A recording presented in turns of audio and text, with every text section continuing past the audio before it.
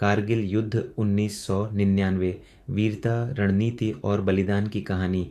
हर साल सर्दियों में जब लद्दाख और कारगिल की ऊंचाइयां बर्फ से ढक जाती है, भारतीय सेना कुछ ऊंची चौकियां अस्थायी रूप से खाली कर देती थी।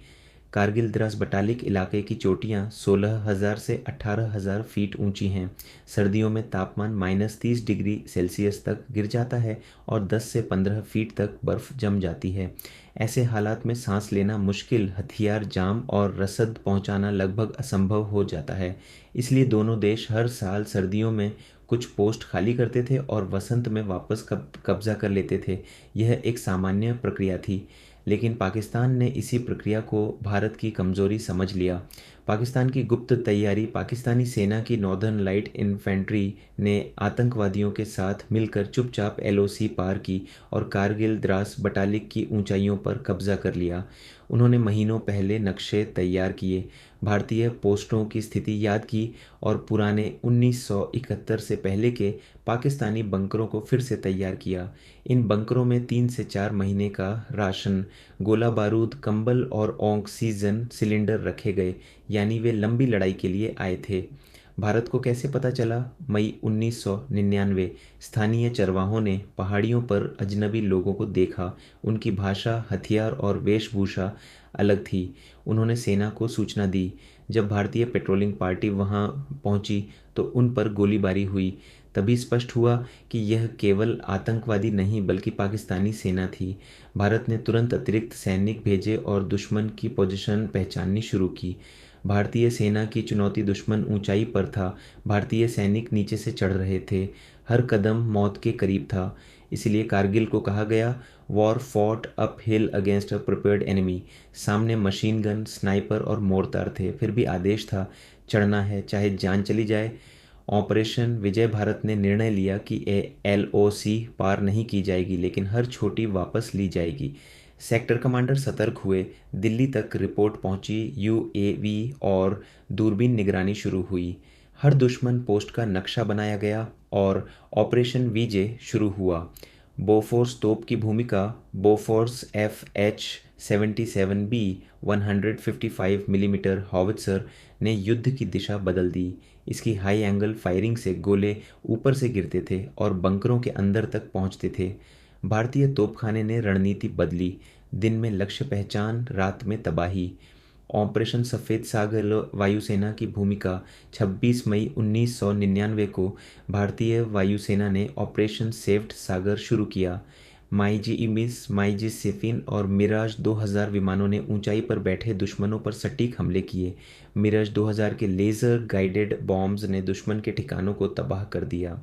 भारतीय सेना की रणनीति। सेक्टरवार लड़ाई। द्रास सेक्टर ऊंचाई 15,000 से 18,000 फीट, दुनिया का दूसरा सबसे ठंडा आबाद इलाका। पाकिस्तान ने कब्जा किया। टोलोलिंग हिल, 0.5140 टाइगर हिल। यहाँ से NH-1 श्रीनगर लेह हाईवे साफ दिखता था, जिससे भारत की सप्लाई लाइन खतरे में थी। भारतीय सेना ने पहले टोलोलिंग, फिर 0.5140 कैप्टन विक्रम बत्रा के नेतृत्व में और अंत में टाइगर हिल पर कब्जा किया। टाइगर हिल गिरते ही द्रास सेक्टर भारत के नियंत्रण में आ गया। बटालिक सेक्टर ऊंचाई 14,000 से 17,000 फीट एलओसी के बेहद करीब। पाकिस्तान ने कई छोटी छोटी रिडजेस पर कब्जा किया था, जिनसे सप्लाई सीधे एलओसी के पार से आती थी। भारतीय सेना की यूनिट्स। 4 JAT, 18 grenadiers, 1 Bihar. यहाँ लड़ाई आमने सामने की थी। ग्रेनेड, बेयोनेट चार्ज और बेहद नज़दीकी मुकाबले। बटालिक साफ होने का मतलब था पाकिस्तान की सप्लाई लाइन टूट जाना। मशकोह वैली। द्रास और कारगिल के बीच स्थित यह इलाका घने और कठिन भूभाग वाला था। पाकिस्तान ने यहाँ घुसपैठ की क्योंकि छिपकर मूवमेंट आसान था। भारतीय सेना की यूनिट्स। 8 सिख, 1 पारा। यहाँ लगातार पेट्रोलिंग, एम्बुश और रिड्स क्लियरिंग ऑपरेशन चले। नतीजा कठिन परिस्थितियों, ऊंचाई और दुश्मन की तैयारी के बावजूद भारतीय सेना ने हर चोटी वापस ली। 26 जुलाई 1999 को भारत ने ऑपरेशन विजय की सफलता की घोषणा की। कारगिल युद्ध भारत की वीरता, अनुशासन और बलिदान की अमर गाथा बन गया। कारगिल विजय 26 जुलाई 1999। मस्को साफ होते ही द्रास पूरी तरह सुरक्षित हो गया। पीछे से हमले का खतरा खत्म हो चुका था। आखिरी नतीजा 26 जुलाई 1999 को द्रास, बटालिक, मस्को और कारगिल पूरा घुसपैठ किया हुआ इलाका भारतीय सेना के नियंत्रण में वापस आ गया। जब एक एक करके इन ऊंचाइयों पर भारतीय तिरंगा लहराया तो भारत ने घोषणा की, कारगिल पूरी तरह हमारे नियंत्रण में है। पहाड़ शांत थे, तोपों की आवाज़ थम चुकी थी, लेकिन उस खामोशी के पीछे छिपा था सैकड़ों वीरों का बलिदान।